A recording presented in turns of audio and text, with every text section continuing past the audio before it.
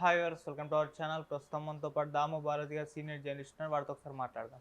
Sir నమస్కారం sir. నమస్తే. Sir, సుప్రీంకోర్టులో జానీ మాస్టర్కి ఊరట కలిగింది అని అంటున్నారు సార్. అంటే బెయిల్ మీద రీసెంట్గా బయటకు వచ్చారు. ఆ బెయిల్ని క్యాన్సిల్ చేయాలని సుప్రీంకోర్టులో ఒక పిటిషన్ వేశారు.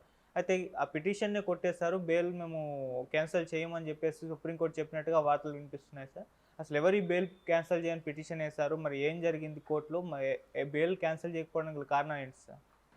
జానీ మాస్టర్ కి అక్టోబర్ 24న బెయిల్ ఇచ్చారు. ఆయన దాదాపు 36 డేస్ జైల్లో ఉండి బయటకు వచ్చాడు.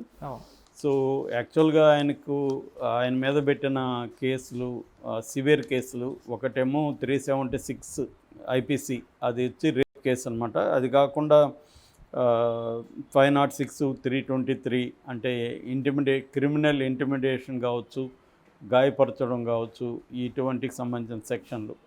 ఇది కాకుండా POCSO, protection of children from sexual offences, ఈ యాక్ట్ కింద కూడా ఆయన మీద కేసు పెట్టారు. అన్నిటికంటే ఇది రిగరస్ యాక్ట్ అనమాట.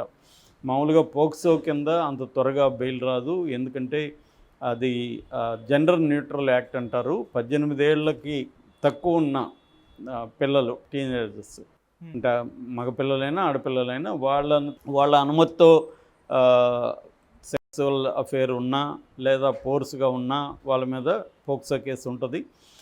సో ఈయన మీద స్రష్టా వర్మ అని ఈయన దగ్గర పనిచేసిన కొరియోగ్రాఫరు, ఆ అమ్మాయి, తనని కొన్ని ఏండ్ల పాటు ఇతను లైంగికంగా ఉపయోగించుకుంటున్నాడు. నేను బిగినింగ్లో ఆయన దగ్గర చేరినప్పుడు 2019 ఆ ప్రాంతంలో ముంబైకి తీసుకెళ్ళాడు. అక్కడ బలవంతంగా నన్ను గదికి పిలిచి రేప్ చేశాడు. ఇప్పటి నుంచి నా మీద దాడులు చేస్తున్నాడు, అనేక చోట్ల చేస్తున్నాడు, వ్యాన్లోకి తీసుకొచ్చి రకరకాల పనులు నా దగ్గర చేయిస్తున్నాడు. ఇవన్నీ ఆమె కంప్లైంట్. మామూలుగా ఏంటంటే పోక్సో కింద ఆమె ఒకవేళ వీళ్ళు చెప్పేది ఏంటంటే ఆమె ఇన్నేళ్ళు ఎలా ఫోర్స్గా చేస్తుంటే గమ్మని ఉంటుందా, ఆమెకు కూడా నచ్చే చేశారు. ఇద్దరు అంగీకారంతోనే జరిగింది. వాళ్ళిద్దరూ హీరోయిన్గా కూడా సినిమా స్టార్ట్ అయ్యేది ఆగిపోయింది.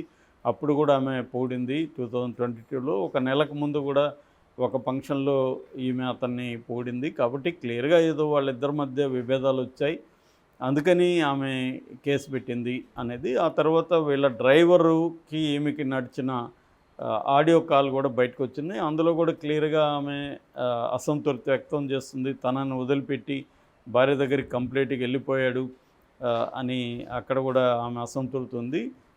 సో దానికి సంబంధించి ఆమె ప్రతీకారం తీర్చుకోబోతుంది అన్నట్టుగా కూడా దాంట్లో ఉంది. ఒక రకం బ్లాక్మెయిల్ చేస్తున్నట్టుగా కూడా క్లియర్గా ఉంది. కానీ ఇక్కడ పరిస్థితి ఏంటంటే ఆమె అంగీకారంతో ఇతనితో గడిపినా కూడా ఒక మైనర్తో ఈయన లైంగిక సంబంధం పెట్టుకొని ఉన్నట్టుగా ప్రూవ్ అయితే మాత్రం ఈ పోక్సో కింద మినిమం 10 ఏళ్ళు జైలు శిక్ష ఉంది, మ్యాక్సిమం లైఫ్ పడే అవకాశం కూడా ఉంది. అందుకని బెయిల్ కూడా డిఫికల్ట్ అవుతుంది. కానీ ఈయనకి ఒక రకంగా త్వరగానే బెయిల్ వచ్చినట్టుగా, అంటే ఫస్ట్ రంగారెడ్డి కోర్టు రిజెక్ట్ చేసింది ఈయన బెయిల్, తర్వాత ఈయన హైకోర్టు కేసుకున్నాడు. హైకోర్టులో ఈయనకి బెయిల్ ఇచ్చారు. మామూలుగా అయితే ఇండియన్ క్రిమినల్ జస్టిస్ సిస్టంలో bail is the rule, jail is exception అనే సుప్రీంకోర్టు కూడా అనేకసార్లు వ్యాఖ్యానించింది. అంటే ఏ సందర్భంలో బెయిల్ రిజెక్ట్ చేస్తారంటే ఈ వ్యక్తి ఫ్లైట్ రిస్క్, అంటే విదేశాలకు పారిపోతాడా, 2 సాక్ష్యాల్ని తారుమారు చేస్తాడా, సాక్షుల్ని బెదిరిస్తాడు లేదా ప్రలోభ పెడతాడు. ఈ 3 కారణాలతో జనరల్గా బెయిల్ని రిజెక్ట్ చేస్తారు. బట్ ఈయన తరపున ఆర్గ్యూ చేసిన అడ్వకేట్స్ ఈ 3 కూడా ఈయన చేసే ప్రసక్తి లేదని చెప్పడం, దాంతో కోర్టు కూడా కన్విన్స్ అయ్యి అక్టోబర్ 24న ఈయన బెయిల్ ఇచ్చింది. అయితే ఈ స్రష్టా వర్మ ఈయన బెయిల్ని రద్దు చేయడానికి తన ఒక అడ్వకేట్ ద్వారా సుప్రీంకోర్టులో బెయిల్ రద్దు పిటిషన్ వేసింది. అది నిన్న విచారణకు వచ్చింది. అక్కడ బేలాయం త్రివేది, సతీష్ చంద్ర మిశ్రా, ఈ ద్విసభ్య ధర్మాసనం, ఈ 2 జడ్జిలతో కూడిన ధర్మాసనం విచారణ జరిపి మేము హైకోర్టు తీర్పులో జోక్యం చేసుకునే పరిస్థితి మాకు లేదు, మేము చేసుకోము, హైకోర్టు అవన్నీ పరిశీలించి హైకోర్టు బెయిల్ ఇచ్చి ఉంటుంది, దాన్ని మేము చెయ్యము అని డిస్మిస్ చేసింది ఆ పిటిషన్ని. ఓకే. ఇది ఒక రకంగా జానీ మాస్టర్కి ఊరట అని చెప్పొచ్చు. ఒకవేళ సుప్రీంకోర్టు కానీ ఈ బెయిల్ రద్దు పిటిషన్ క్యాన్సిల్ చేస్తుంటే ఈయన త్వరగా మళ్ళీ బెయిల్ వచ్చే అవకాశం లేదు. ఎందుకంటే మళ్ళీ ఈయన సుప్రీంకోర్టులోనే బెయిల్కి అప్లై చేసుకోవాల్సి ఉంది. ఇబ్బంది అయింది అది.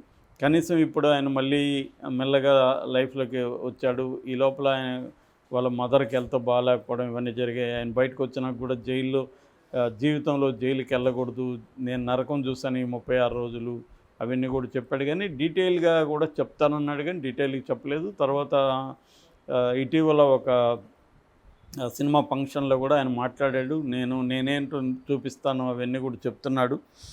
మేబీ ఆయన ముందున్న ఇదేంటంటే ఆ అమ్మాయితో ఏదో ఒక అవుట్ సైడ్ కోర్టు బయట ఒక రాజీ పోవాల్సిన అవసరం అయితే అతనికి ఉంది.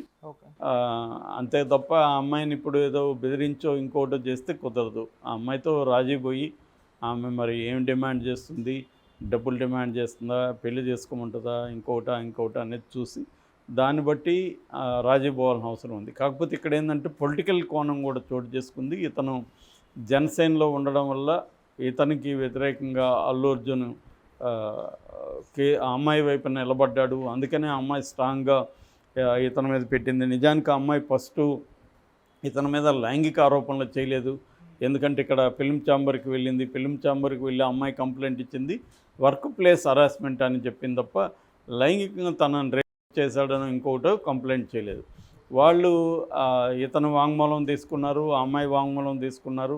వాళ్ళు ఏదో పంచాయతీ చేస్తున్న క్రమంలో ఈమె సడన్గా వెళ్ళి రాయదుర్గం పోలీస్ స్టేషన్లో కేసు పెట్టింది. రాయదుర్గం పోలీస్ స్టేషన్ వాళ్ళు 0 FIR అంటారు. 0 FIR అనే కాన్సెప్ట్ ఈ మధ్యకాలంలో వచ్చింది. బిఎన్ఎస్లో దాన్ని కూడా చట్టబద్ధం చేశారు. 0 FIR కాకుండా ఆన్లైన్ FIR కూడా చట్టబద్ధం చేశారు బిఎన్ఎస్లో. అంటే మనం ఎక్కడన్నా పోలీస్ స్టేషన్లో వెళ్లకుండా ఆన్లైన్ ఇచ్చినా కూడా పోలీసులు కంప్లైంట్ తీసుకొని మనకి అక్నాలజ్మెంట్ ఇవ్వాలనేది బిఎన్ఎస్లో ఉంది.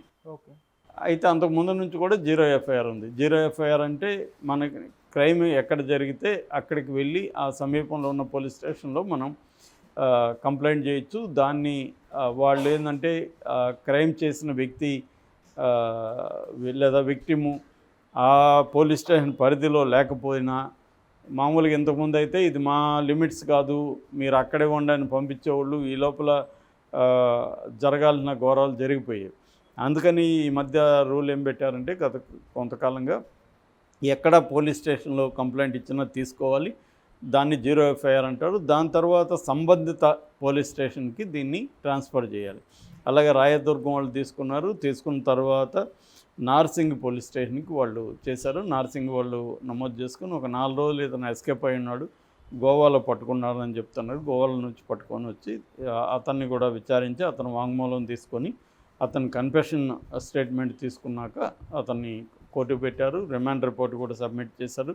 రిమాండ్ రిపోర్ట్లో ఆ అమ్మాయి ఏమేమి చెప్పింది అనే దాన్ని వాళ్ళు డీటెయిల్గా ఎట్లా చేశారు. తర్వాత ఇతను వీళ్ళ భార్య ఆయేషా అలియాస్ సుమలత